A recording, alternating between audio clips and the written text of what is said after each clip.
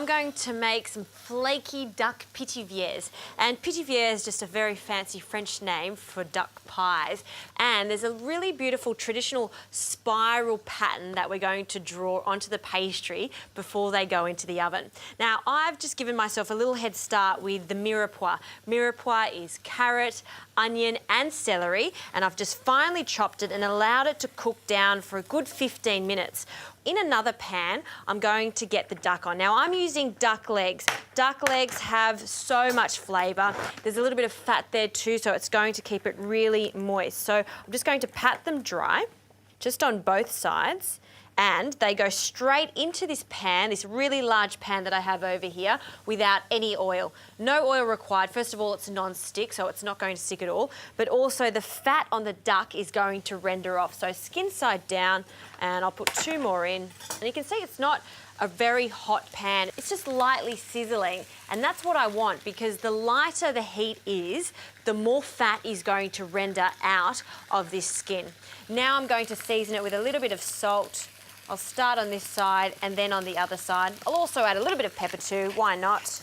And that's going to take about 5 minutes on that side. Then I'll turn them over just to seal quickly, and then they're going into this pan.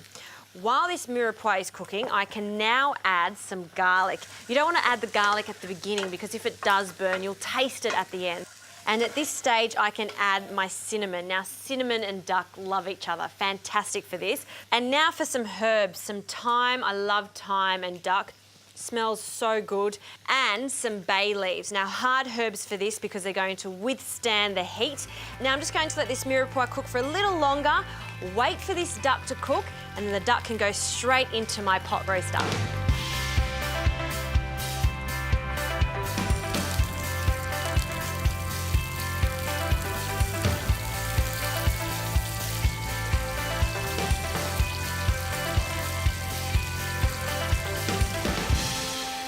Now that the duck has some good colour, it can go straight into this pot with the vegetables. Now for a little bit of tomato paste. Now, tomato paste is great for this because it's really going to make a nice, rich sauce. And you want to cook off this tomato paste to start with. Just get some heat into it. Then I'm going to turn the heat up now. Perfect. And then add a little bit of red wine. Let that bubble away for a moment. And the last ingredient in here is 2 cups of chicken or duck stock.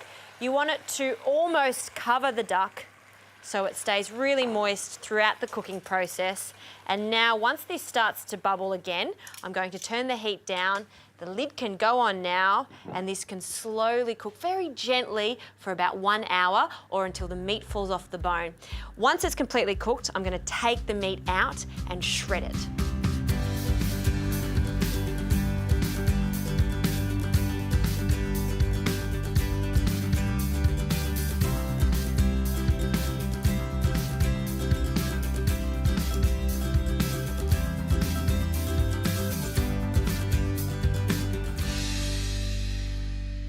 This meat has been shredded and it's cooled down, so now we're almost on the home stretch when it comes to the filling.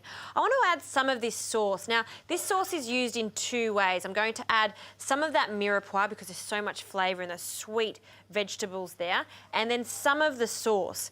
The remaining sauce here is going to be strained just into this pot over here, and I'm going to reduce the sauce again because I want to finish it off, because there's nothing like extra gravy on the side.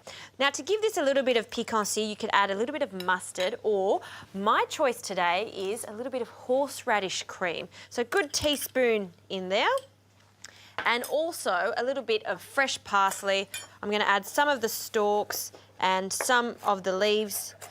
And you want a small handful of the parsley, that's plenty. In that goes. And then one last stir. And you can see how that's really coming together, and that's a nice consistency for a pie mixture there. Now onto the puff pastry. Use really good quality puff pastry for this, and I use the puff pastry for the bottom and the top. Unwrap it. I'm just going to make 2 of these, so the base can start over here, and just with a large cookie cutter, we're just going to cut 2 circles out. And I've got enough filling for 6 of these. Now, you can make these any size you like. I'm going to do just a simple 1 per serve size. So now for the lid, just going to cut around a saucer. That's a perfect size for me for this. The size of the lid should be at least 3 to 4 centimetres larger than the base so it can cover the mound of filling that I'm going to be putting into it. All right, now that that's done, we can start filling this. So I'll get a spoonful of this mixture and we'll place it onto the pie base, piling it into the centre. Now you want this to be quite high, so mound it nice and tightly in the centre there, because that's what makes a Pithiviers pie different to other pies. It's that little high bump that you'll see when it comes out of the oven. Let's fill the other one now. Again, perfectly in the centre. I'm going to use a little brush here with some egg wash. That's just simple egg that I've just whisked, and just lightly brush the edges. That's going to be our glue. When working with any type of pastry, you do want to work quite fast, because as soon as it heats up, it's harder to handle. But this is looking good. Then the lid goes on, and then just carefully sandwich the 2 pieces of pastry together, taking out any air bubbles. So what I do now after pressing it, I get that ring again and then press around it, and that's going to really make sure that that pastry is going to stick together and we'll have a nice clean edge. That's looking great. Now I'm going to brush it with a little bit more of that egg wash. And now, just with a small knife, just like this paring knife, I'm going to do that pinwheel pattern. Now you just want to draw it on, just trace around the Pithiviers, not cutting all the way through the pastry. Now this is going to go into the oven for about 20 to 25 minutes, or until it's puffed and golden.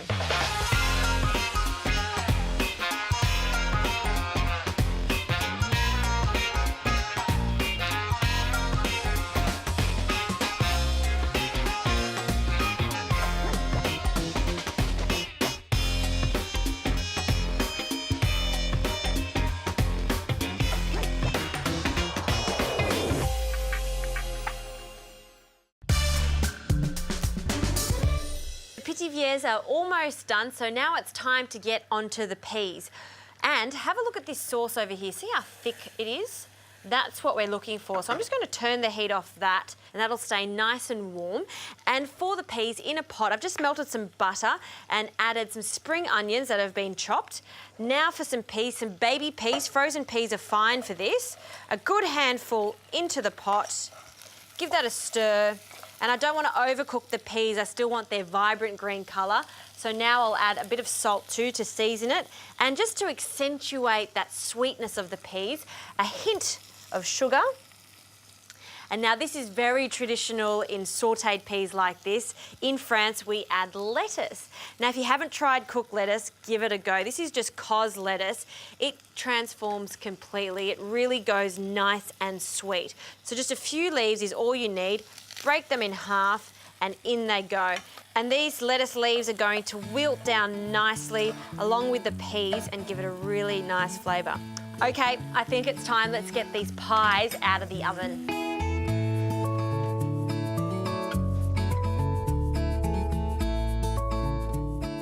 Oh, they look good. Crusty, golden brown, and they look pretty good too. You can see that little shape that we formed there, and because we pressed on the pastry, it's nicely encased all of that meat and nothing's coming out. Oh, I love these. Now, the way that I love to present this is starting with the peas in a shallow bowl like this. Get some of that lettuce. Look how this lettuce has wilted down. It almost turns into cabbage, but I find it sweeter than cabbage. Really nice little tip to do that. And then a nice amount of those peas there. You can see that they've still retained their colour, and the butter in there has made them nice and glossy. And now one of our pies can go on the top. I'm going for the biggest one. Just allow it to nestle in there, and then this sauce. Now, for presentation, I'm not going to pour it straight on the pie because I don't want soggy pastry. So I'm just going to pour it around just like that. Oh, that is the ultimate pie floater. I think we call this a pie floater, but it sounds so much nicer when you say duck pithiviers with a beautiful gravy and sautéed peas. Can't wait to dig into this one.